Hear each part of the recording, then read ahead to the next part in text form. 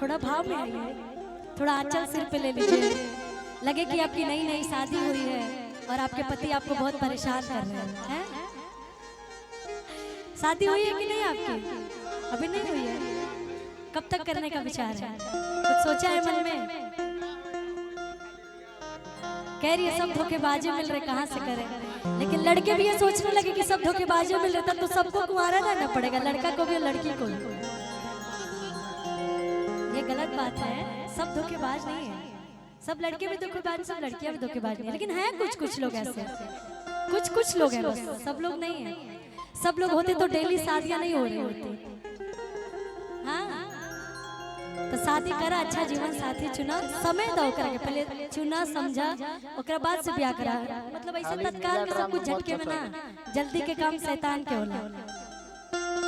कहा तारी कि लेके हमके के कोरावा तू ठोरवा धैला राजा कि घोड़ावा में घोड़ावा धैले, घोड़ावा में घोड़ावा धैले, घोड़ावा कैला ए राजा, घोड़ावा में घोड़ावा धैले, घोड़ावा कैला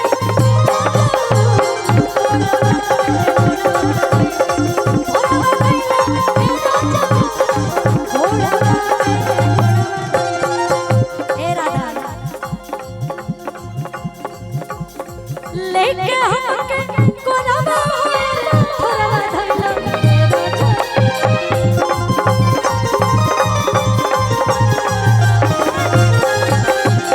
लेके हमके कोरावा कोरावा धैला राजा।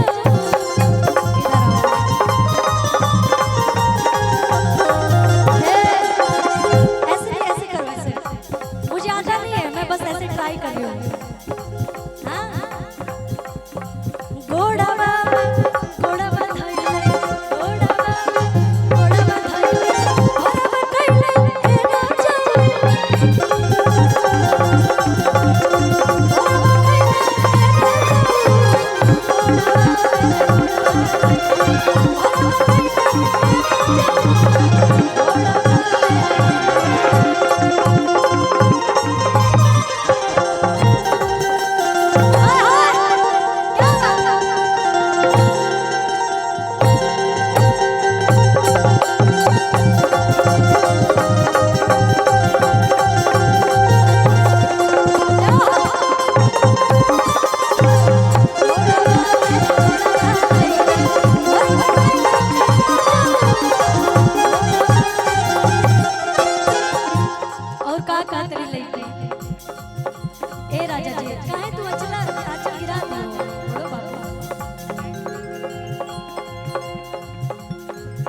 अब तो ऐसे ही बेटी पतोह के सिर पे आंचल नहीं ठहर रहा है।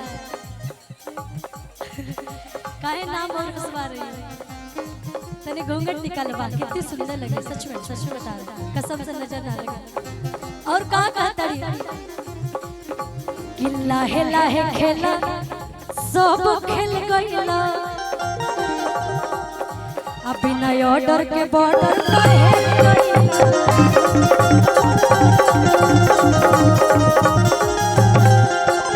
हम इधर आ जा रहे हैं कि लाहे लाहे खेला सब खेल गईला, नए ऑर्डर के बॉर्डर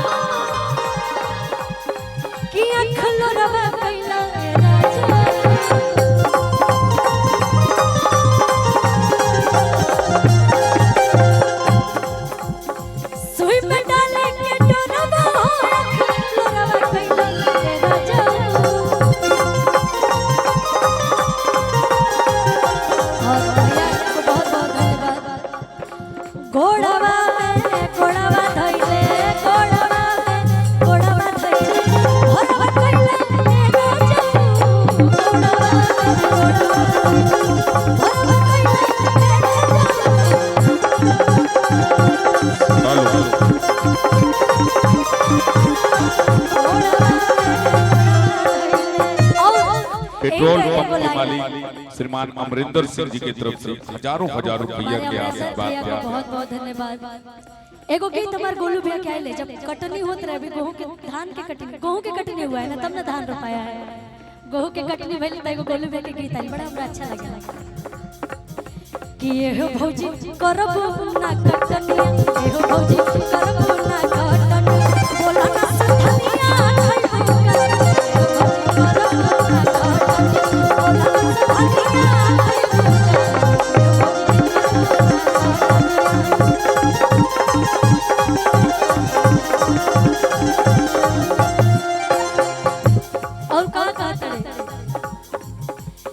कि गोतर गोतर ये गोलू पिरात पड़वे,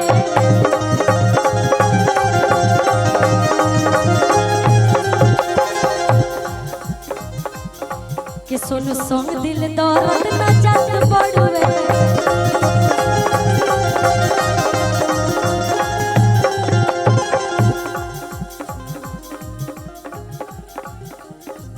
कि सुई में डाले के अरे डोलावा आया खलोरा कइला,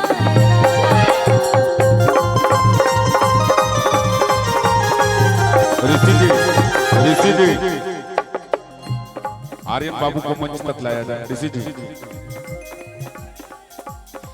घोड़ावा में घोड़ावा धइले, घोड़ावा में घोड़ावा धइले, घोड़ावा कइला राजा,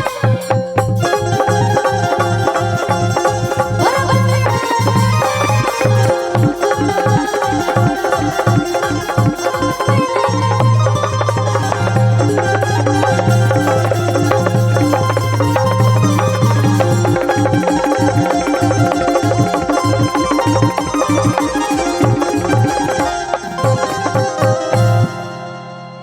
क्या बात है, वाह। हेलो।